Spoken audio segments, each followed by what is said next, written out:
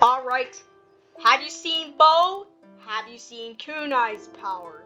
Have you seen Katar's power? Well, guys, this class deals more than 25k damage in one ult. This is the Bow class, or the Archer class, whatever you want to call it. I just swapped it to Blade Breaker Guild. Don't ask why. But anyway, this is the armor, these are the passives, these are the actives, and let's get into it. So basically, how we're going to use this loadout is in a very confusing way on paper.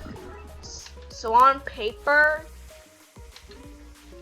you need to, so basically how you use this build is basically you have a 1 second window to use all your buffs at the same time, so you could deal the maximum damage output you can, and also ready up for the next ult you're gonna use.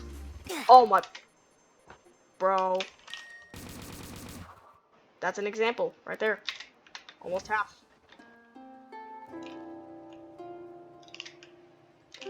Now we're actually doing a run. Now we're actually gonna do a run here.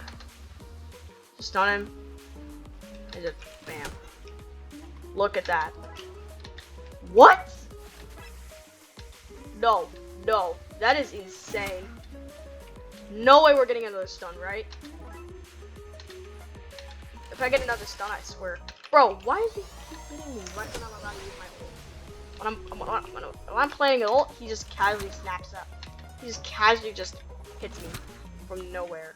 I just hate how I'm just trying to use ult, and then he just casually pulls out a random attack that I don't see out of nowhere and just hits me with it. There it is, see? Bombshell got the bombshell on his health. That's crazy. You know, remember back then when basically in those times there was a guy that uses bow and a player that uses railgun. Player 1, which is the railgun user, uses the ult, and player 2 with 7 arrows uses his ult as well, and he drops a literal bomb. And these two dropped an insane nuke on these bosses. But Bone itself became a literal nuke. This is literally the nuker class in general. So yeah, this is such a nuker. This is basically the embodiment of a nuke class itself. Like, back then you required Railgun for it to be a nuke class, but now it's just the nuke in general. This is basically a solo nuke. So yeah.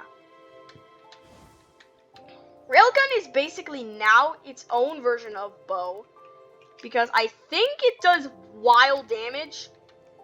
Pretty sure, right? But sadly you can't use power potions. But I don't use that in my build. So, nor golden apples. So yeah.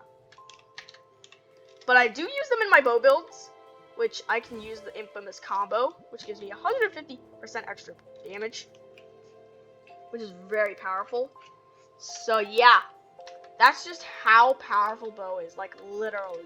On paper, this is a gold class, but it's also very confusing for this build to be utilized properly. Like, I'm going to show you how you need to properly use this build. So basically, you need to watch out for your health, which you need to have more than 75% health, and make sure you have some spare golden apples. Like this thing. Next, you're going to want to have a power potion, and yep, this is a power potion right here.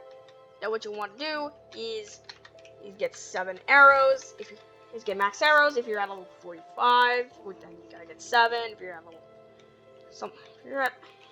depends on what style level you're at when you're gonna get the like above 15. Depends on what level you have where you're gonna get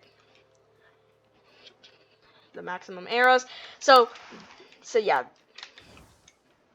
max arrows will definitely be OP once you have level 45 or above. I have level 75 on this class too. Same with Railgun. So yeah, I also tried Railgun, and holy cow, it is OP. So yeah, the reason why I'm using the SPS crown and not the crown of embers First of all, I don't have it. Like, look around here. If you think this is a Crown of Embers, you're wrong. This is the Slime Prince crown. I'm pretty sure it's unobtainable as of now because of the random glitch thingy. And by the way, like, quite literally, I'm not gonna use more than 200 defense up just to deal 100 damage. Like, literally. This is basically the same thing with SPS Crown and the Cursed Fox Necklace. It is pretty much a good alternative. Like, you only lose 20 extra damage, but the defense reduction on that is just tons lower, which is negative 25 defense on the Cursed Fox Necklace, and a whopping negative 175 defense on the SPS Crown. So yeah, this is a very glassy build, but yeah, negative 145 defense. So yeah, anything more than the negative 145 is literally a glass cannon build. So yeah, I think that's the restrictions to a glass cannon build. So yeah. Now the only downside is the skill. The skill you need to like beat these bosses. The skill you need to execute this strategy very, very perfectly. Like, very perfect. Like, executing the strat perfectly is probably one of the hardest things to ever do in this game. Like, imagine having to deal thousands of damage, but you fail the strat miserably. That just sucks. Like, that feeling just sucks. Like, literally, you're one blow away from finishing the dude off, and he just pulls out the card of immunity. Like, yeah. So yeah, you can literally kill the coyote in less than 2 minutes with this class. That's just how OP it is. And wait till you see the Railgun is perfectly balanced video.